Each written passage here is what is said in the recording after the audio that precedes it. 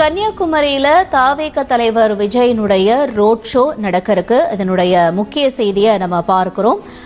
தகவல்களோட செய்தியாளர் மணிகண்டனும் இணைஞ்சிருக்காரு. மணிகண்டன், வணக்கம். பிரச்சார கூட்டம் நடத்துவோம் அப்படின்னு சொல்லி இந்த நிலையில இப்ப ரோட் ஷோ மட்டும் நடத்துறாங்க அப்படிங்கிறது தெரியுது. மேலும் நிலவரம் என்ன மணிகண்டன்?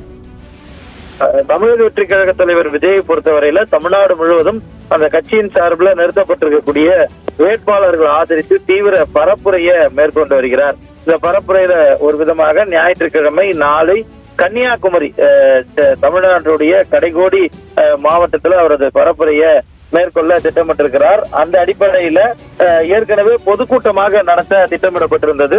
அந்த பொதுக்கூட்டம் கட்சியுடைய நிர்வாகிகள் அறிவுறுத்தலின் ஏற்ப ரத்து செய்யப்பட்டிருக்கிறது. கிட்டத்தட்ட சுமார் 6 கிலோமீட்டர் அளவிற்கு இந்த பொதுக்கூட்டத்திற்கு பதிலாக சாலை வலம் ரோட் ஷோ மேற்கொள்வதற்கு திட்டமிடப்பட்டிருக்கிறது. மதனந்தபுரம் எனக்கூடிய பகுதியில தொடங்கி 0 பாயிண்ட், அதே போல திருவள்ளுவர், வெள்ளி விழா ஆர்ச் உள்ளிட்ட பகுதிகளில் இந்த ரோட் ஷோ என்பது நடத்தப்படுவதற்கு வாய்ப்பு இருக்கிறது.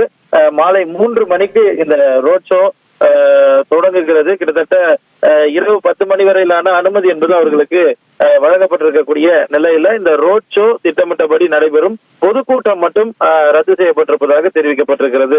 இந்த நிலையில நாளை தமிழக வெற்றி கழகத்துடைய தலைவர் விஜய் கன்னியாகுமரி மாவட்டத்தில் இருக்கக்கூடிய வேட்பாளர்களை ஆதரிக்கும் விதத்துல இந்த ரோட் ஷோ நடத்த இருக்கிறார்.